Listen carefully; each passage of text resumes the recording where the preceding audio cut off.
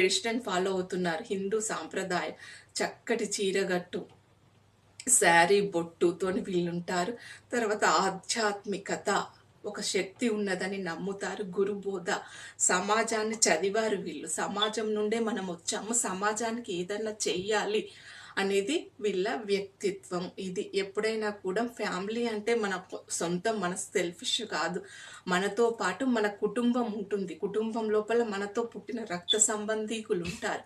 Next చుట్టాలు ఉంటారు. తర్వాత దాన్ని దాటుకొని బయటికి వెళ్తే సమాజం, మన మన సొసైటీ అనేది ఉంటుంది. సో ప్రపంచానికి వెళ్ళిపోతే అన్ని దేశాల్లోని ప్రజలు అందరూ ఈక్వల్. ఈ సింపుల్ లాజిక్ తెలుసుకుంటే లైఫ్లో సక్సెస్ అవుతారు. సో కొత్తగా పెళ్ళైపోయే జంటలు కూడా మీ హస్బెండ్ని అర్థం చేసుకొని జీవితంలో ముందుకు సక్సెస్ కావాలని కోరుకుంటూ మీ మంజుల తుమ్మ.